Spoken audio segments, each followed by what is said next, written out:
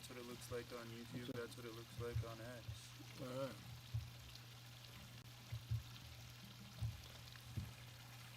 right. Live? Wow, we're live. All right. Gotta tweet it out. I'm going to tweet this out and get this going. This is a Modelo live stream Friday, which my son put together here. This is kind of a backyard brick, kind of heading into the weekend. A couple of hot sports takes, opinions, and we're going to roll with this. Now, I'm normally not available to do this every Friday. When my son said, hey man, let's give this a go. Some NFL picks. We got a chat opened here. We're going to give everybody a few minutes to jump in here. The weather's actually outstanding, man. I was just watching. Good. It's on Twitter too. All right. So I was just watching the Breeders' Cup in Del Mar. I got a couple of friends who are out there. They just won Lake Victoria, won in the 8th race. Didn't have great odds, but a couple of my buddies were on the horse. And they're going to have a great night in Del Mar tonight because they had some juice. And they were talking about this horse for a while. So welcome in, everybody. It is a Modelo Backyard Brick Friday. As we open this up here, Modelo, proud partner of my shows. Now, I do my show in Vegas. I do my national show on Mad Dog Sundays and Mondays. Modelo is a big part about what I do in Vegas. When I started with Modelo years ago, they were not the number one beer in America. Now they are the number one beer in America. Let that sink in. There's a lot of good beer, and I only drink good beer.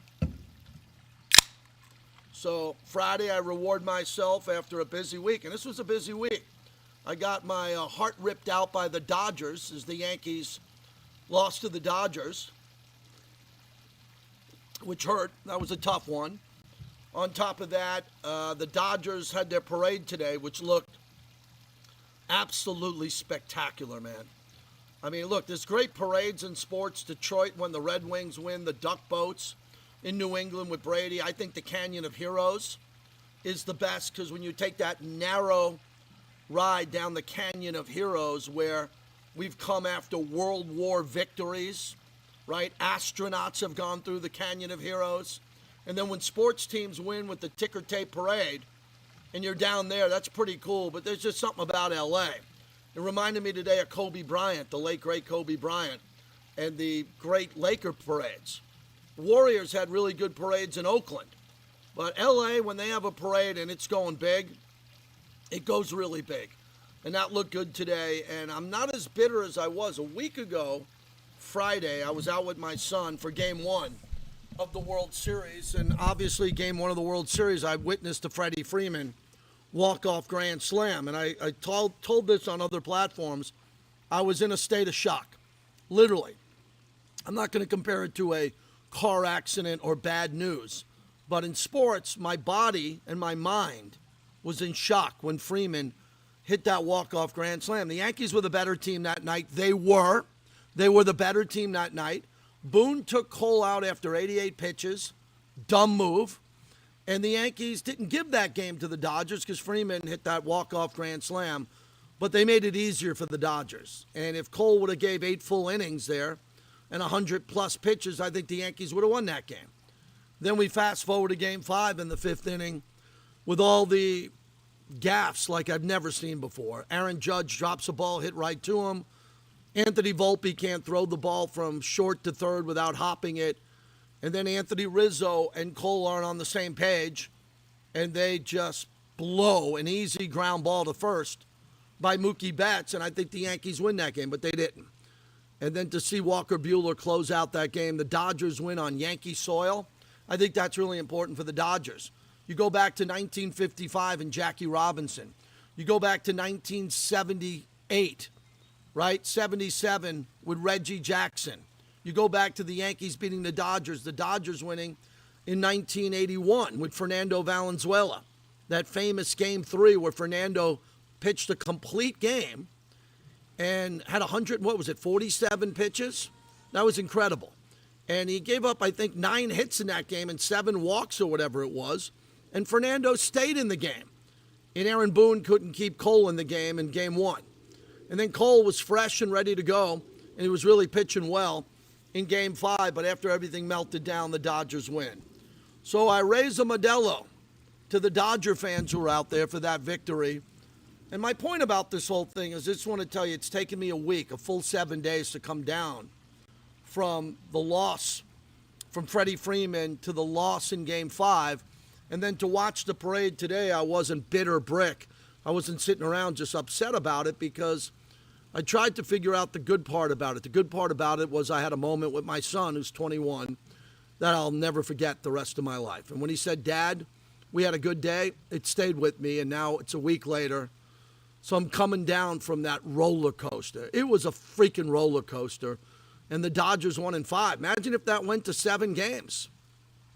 Imagine if that went to 7 games. We'd be watching baseball tonight. Look at your watch. It's 4:40 Pacific time.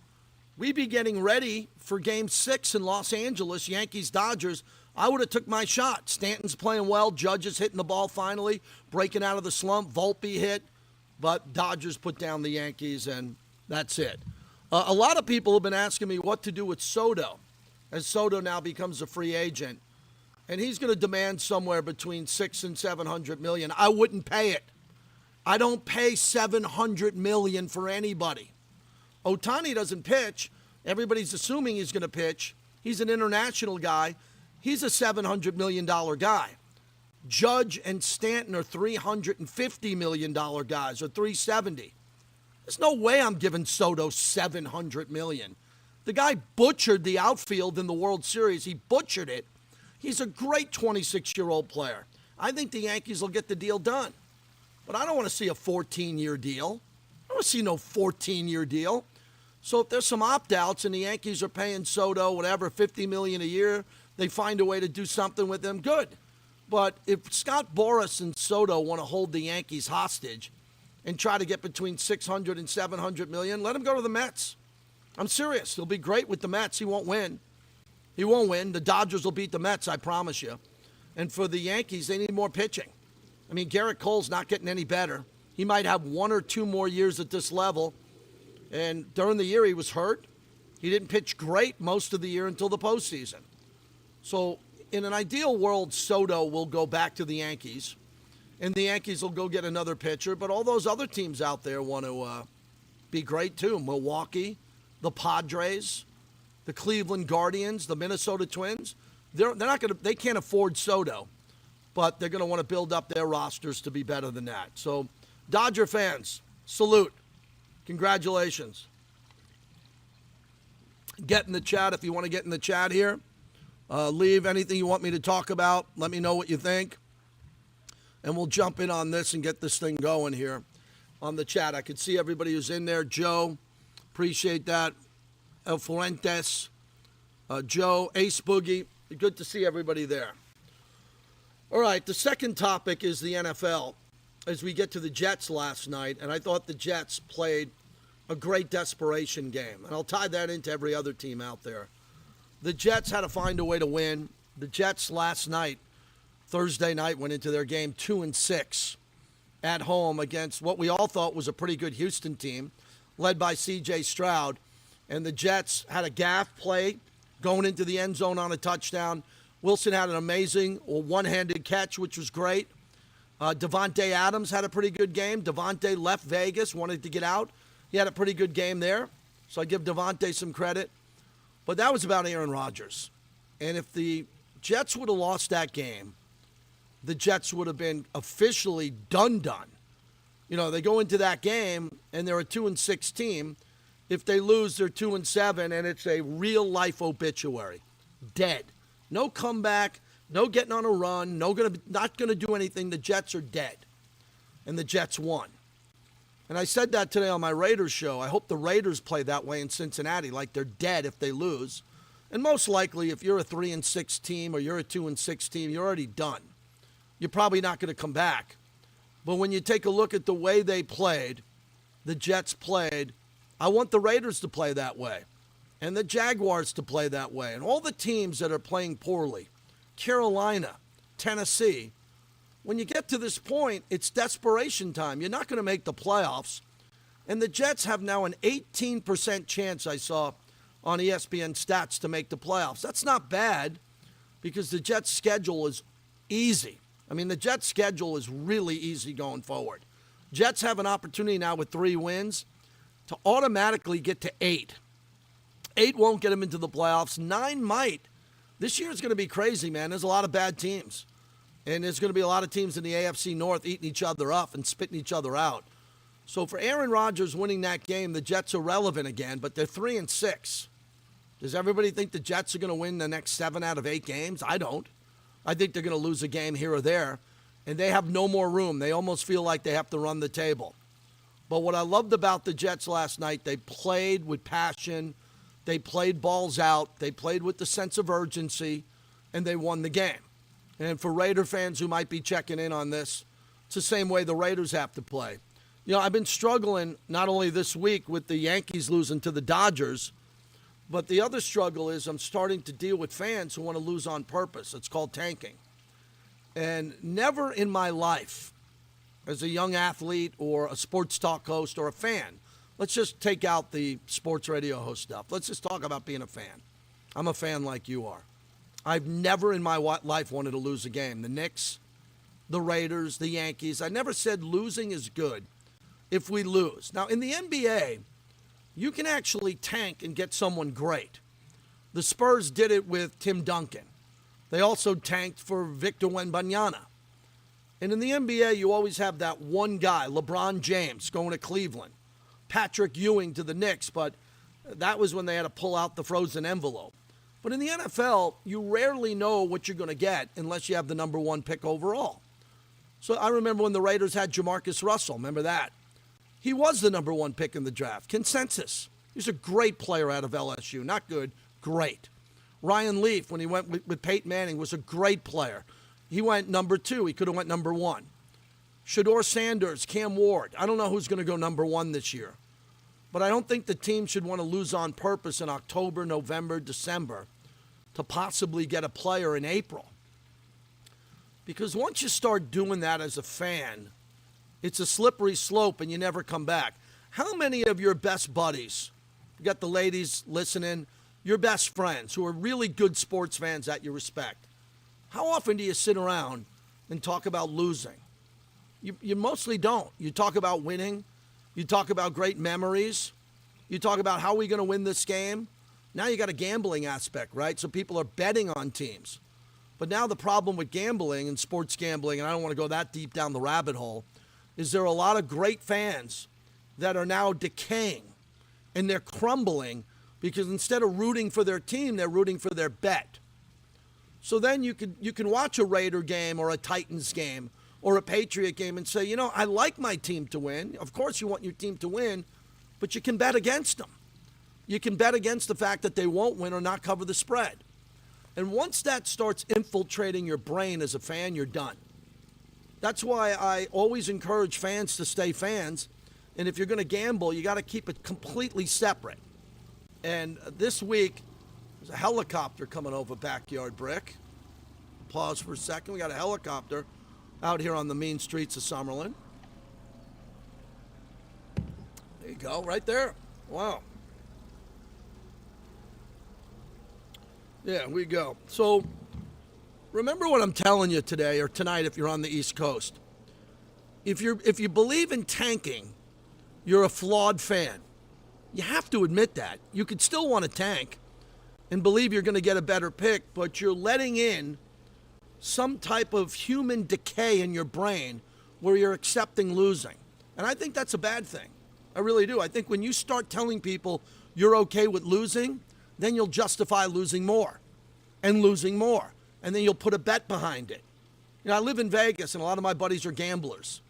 And some of them bet blackjack or craps.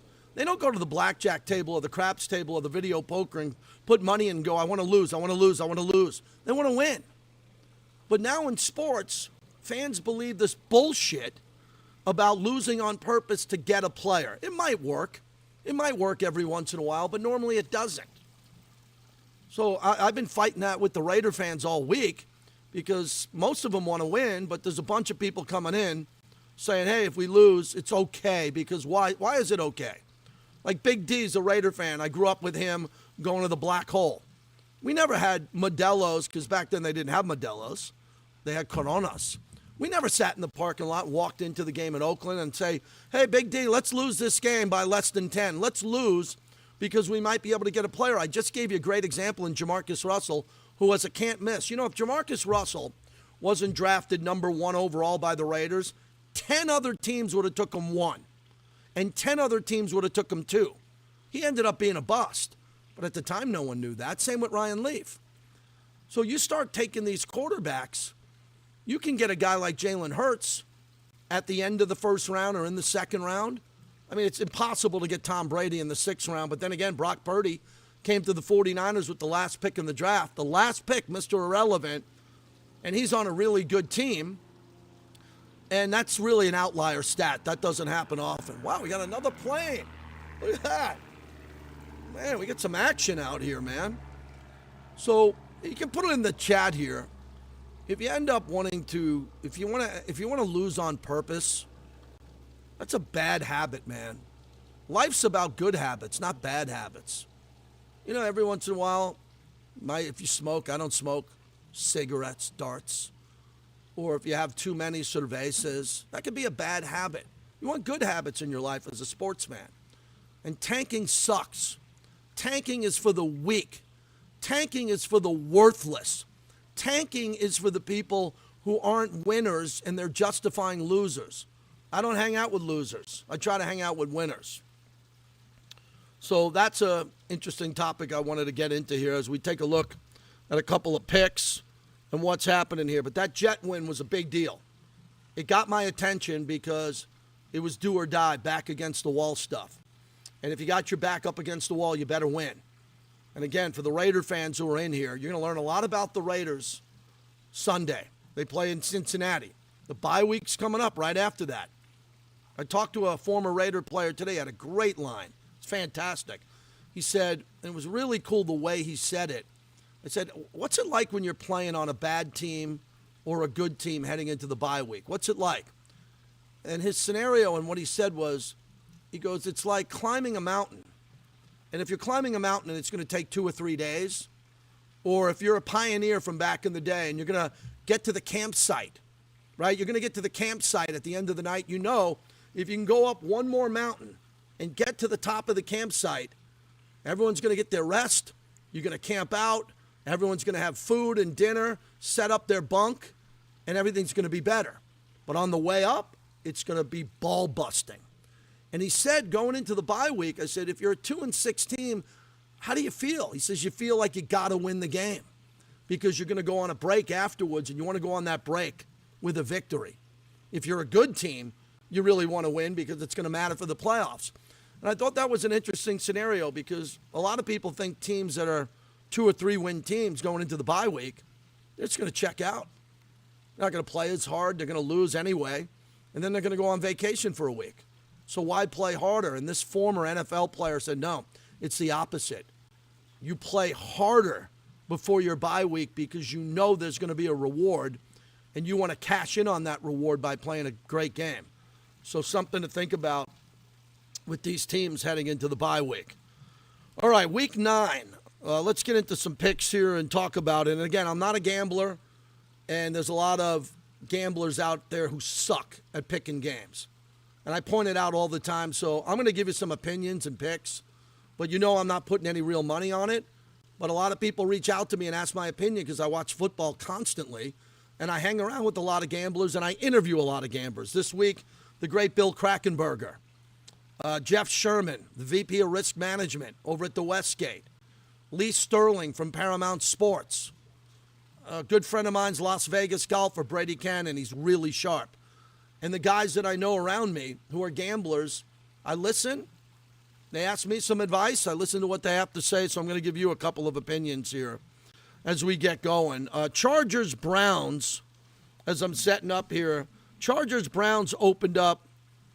Browns -3, now Browns 1.5. So as we look at some of these games here, I really like the addition of Jameis Winston. Really quick story. I'm going to be quick with everything. I interviewed Jameis after his rookie year when he played in the league, and he was a great guy. And I came into the interview wondering if he was like the guy who stole crab legs, if he was just a weird guy. He was anything but that. He was unbelievable. So I've always liked him ever since. I think Jameis Winston is a really cool guy. So it's the Chargers -1.5 at the Browns. I think the Browns now are also another team that's really inspired. They're 2-6. Their season's over. But like the Jets, if they win, they get to 3-6. The Chargers are 4-3. I don't think the Chargers are really good offensively. But Jim Harbaugh wants to run the ball. They opened up the season running it well. Justin Herbert has no weapons at all. Ladd McConkey's a decent weapon. He's like the new Hunter Renfrow in the league. I mean, he shouldn't be able to dominate games, but he's coming off his best game as a pro. Chargers on the road at the Browns. I like the way the Browns are playing. Their defense is getting healthier. I think they're going to bring the house against the Chargers. I don't think the Chargers have enough weapons. I like the Browns here on the money line to win this game. I think that this Jameis pop is going to last a week or two. I really do. I think they have a really good roster in Cleveland. The Chargers are on the road. Fortunately for the Chargers, this isn't going to be a bad weather game last I looked. But I like the Browns to win this game outright. I'm pretty biased against the Chargers, but looking at the matchup and the stats here and the line move from Chargers +3 to Chargers, now how it flipped here to -1.5. I don't know. I think the Browns are a live dog here. I think the Browns overall are going to try to, as we look at this, starting off -3 and getting to +1. I think DraftKings got them at +1. I like the Browns to win this game. I won't even touch on the Saints and the Panthers. Let me get you the total on that game. So the Saints and the Panthers are a dog game. That game's in the early window on CBS. Total's 43.5 as I see it now. So let's double check that game. Panthers, the open on this game, big line move overall from the original open. Panthers are getting 7 in this game as the Saints with Derek Carr getting healthier. The Saints are another desperate team. Remember when they started off 2-0? They're another team 2-6. I think the Saints are fighting for their bleeping life here. I like the Saints to win but not cover the spread. I think the Panthers will cover here. Broncos and the Ravens. Man, this line is really interesting to me. Basically because I didn't think the Broncos were really good with Brock Purdy. I didn't. And Brock Purdy and Sean Payton are finding ways to win games. Line opened up. Broncos getting 10.5. We'll play it at 9.5. Ravens -9.5. That's a big number. I still go back to the Raiders beating Baltimore in the fourth quarter and beating them in Baltimore in week 2. And the Ravens are a Dr. Jekyll, Mr. Hyde team. That is a massive number there. And the Broncos, Ravens defense can turn it up. And I truly believe getting ahead of Bo Nix. But it pains me to say this, man. I don't think the Broncos can win the game. And I think the Broncos should be able to cover that. It's a big number to lay for a Ravens team that is up and down. Really up and down. Good defense. And I love the Broncos secondary and the way they are ball hawks there. I like the Ravens to win, but the Broncos to cover. I work for the Raiders. I won't touch that game. Bengals are a touchdown favorite. Wink, wink. I told you the Raiders have a lot to play for in this game. Antonio Pierce is the new head coach. He can't lose all these games, right? He can't lose every one. Raiders started off 2-2. Little giddy up here in Cincinnati. Last time they played in Cincinnati, they lost in the playoffs. If the Raiders aren't fired up to go into that game and win, I don't know when they're going to be fired up going into their bye week. Commanders and the Giants. Man, as soon as I see the Giants are at home, take your 401k and everything you got and go against the Giants. The Commanders won on a Hail Mary, which is the most spectacular play of the year so far, right? So a lot of sharps think that they might come back to earth because they spent all week reading their press clippings, hugging each other. Hey, we won. We had this unbelievable Hail Mary. And maybe they come down, and it is a division game. Commanders will play at -4. Giants, they just suck at home. Every time they go into that parking lot at home and Daniel Jones gets out of his own car and goes to the game, he spits the bit. He sucks. Jaden Daniels is great, and I know the ribs have been banged up. Man, that 4 number's scary because the Giants can backdoor cover here. I like the Commanders to win and cover the spread. I think the Commanders got a free roll, a big win, and I don't think Dan Quinn's going to let them sit back and enjoy that. I don't. Yeah, Big D says Lee Sterling's been 15-9 on my show this year. Yeah, it's not perfect, but Lee Sterling's really good. He's a professional. Couple more games here. Bears, Cardinals. Woo! Matt Eberflus, if he loses this game, should get fired. Okay, Matt Eberflus, you saw him on Hard Knocks. He loses on the Hail Mary. Have you seen Chicago's schedule? Let me bring it up for you. This is insane what Chicago has after this game. So the Bears' schedule is just brutal. The Bears, what they got coming up in this schedule is just insane. It's taking a second here to load, but I'll tell you about this coming up here. Yeah, their schedule. Listen to this. The Chicago Bears' upcoming schedule is the most difficult schedule in all of football. I think they know this. So after this game, man, after they play, they lost at Washington on the Hail Mary. They're at Arizona. Then they get New England. Okay, so let's say they beat Arizona and they beat New England. They get Green Bay, Minnesota, at Detroit, at San Francisco, at Minnesota, Detroit, Seattle, at Green Bay. How are they going to win down the stretch? Again, I mentioned the last 7 games after Arizona and New England. Green Bay, Minnesota, Detroit, San Francisco, Minnesota, Detroit, Seattle, Green Bay. I mean, they cannot afford to lose this game at the Cardinals. Kyler Murray, they're a 1-point favorite. Bears got the ultimate wake-up call. They got embarrassed on television on a Hail Mary. I like the Bears. They're getting 1. I don't care about 1 point or 1.5. It's an outright game. I like the Bears. That's my upset special.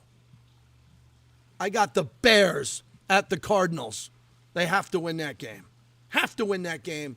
And if they don't win the game, you can fire Eberflus right there on the spot and then go try to run the table without him, because he will not keep his job if he loses on the Hail Mary, loses to the Cardinals. They don't have a path to get to the playoffs with Green Bay and Minnesota in that division. Jaguars are at the Eagles.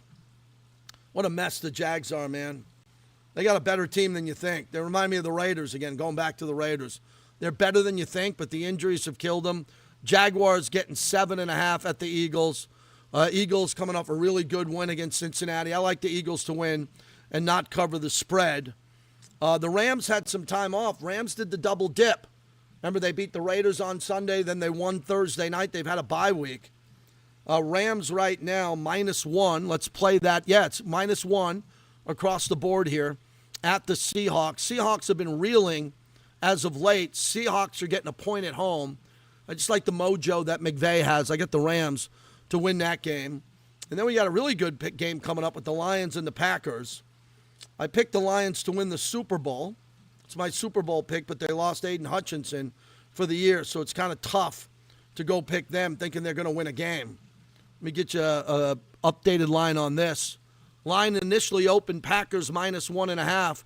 Now I'm seeing Packers +3 and 2.5 here. Packers getting points at home against the Lions. I'm going to go with the Packers in this game.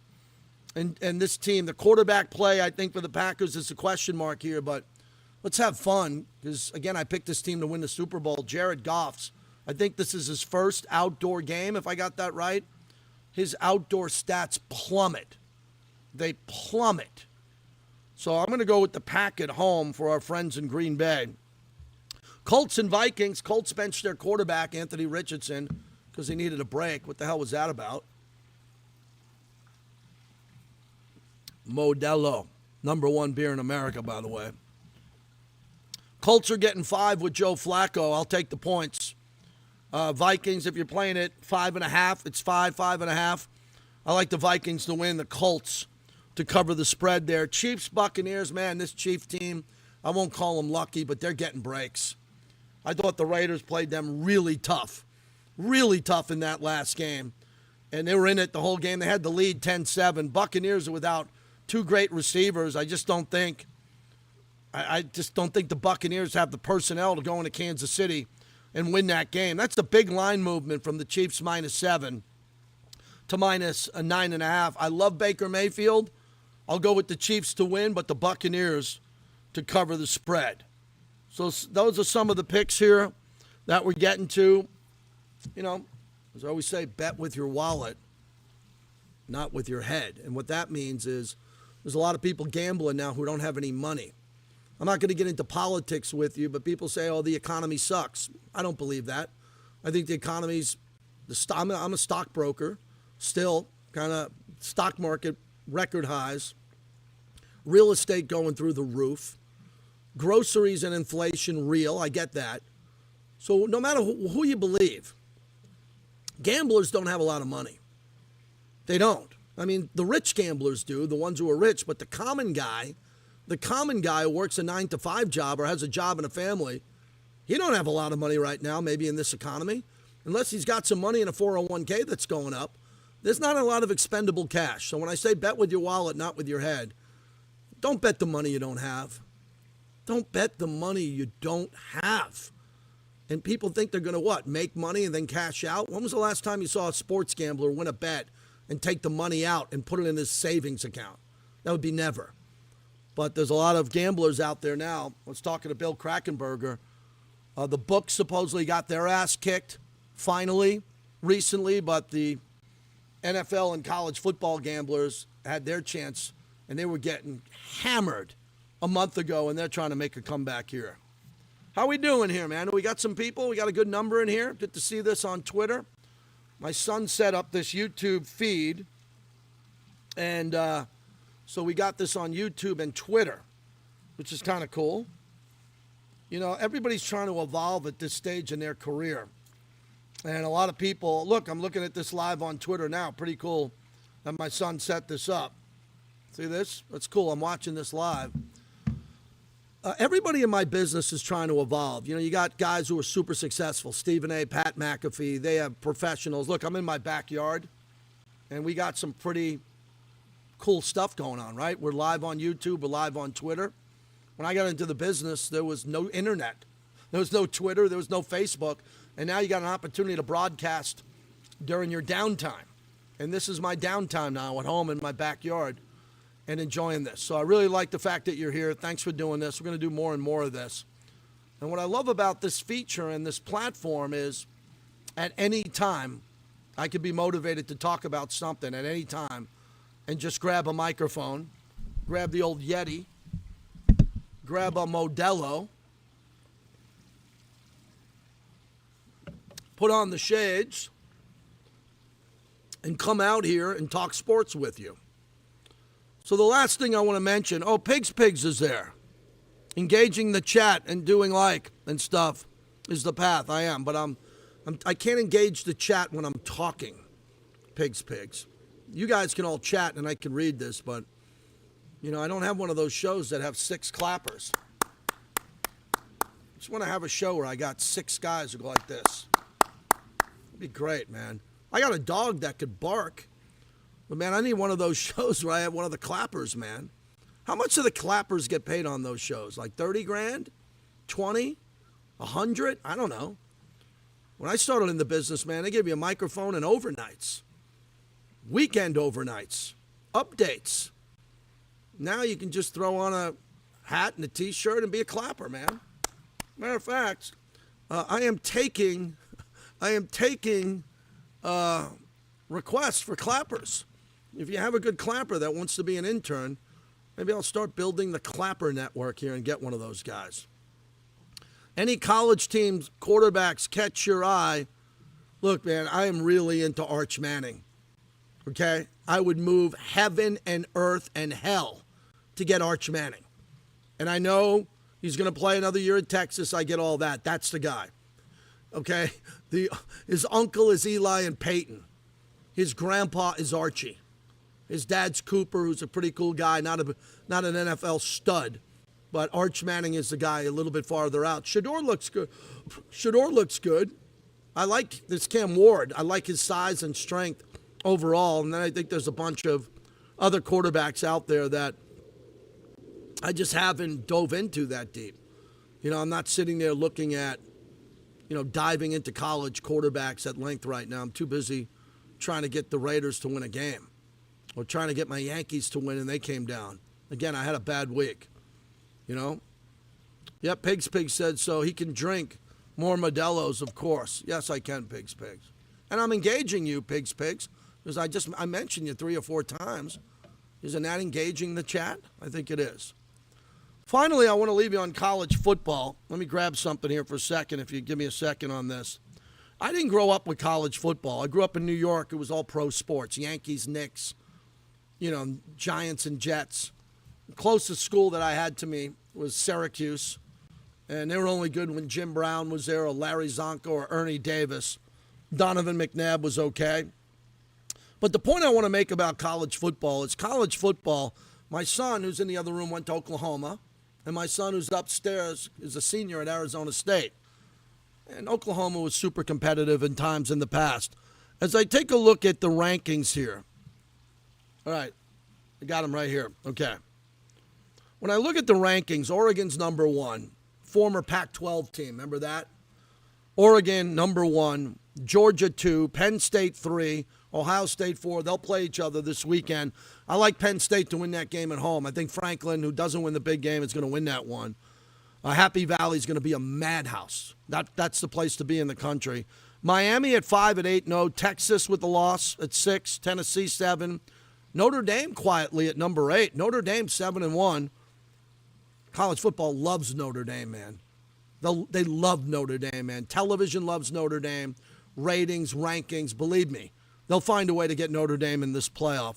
Texas A&M 10, BYU 9. But I want to look at the SEC teams for a second. So as we look at the SEC teams, I really believe that there's going to be a scam, a college football bank robbery, a hoax coming up. College football and the college football playoff, which will have 12 teams now, have one goal, to get as many SEC teams in to the college football playoff. Why is that? The best players, the most famous coaches, the biggest television ratings. So my point is there are going to be 12 teams that get in. 3 should be automatically every year the rest of your life from the SEC. Alabama, Georgia, you know what I'm talking about, the top heavy teams. But the teams that lose 3 games are out because there are other teams that are ranked above them that I mentioned. If you got BYU, Notre Dame, you start going to other schools that are, it could be a Mountain West team, could be an ACC team. And the amount of bullshit that's going on to give these SEC teams a pass to get in on the back end is what I'm talking about. So let's talk about the ranked SEC teams in no particular order.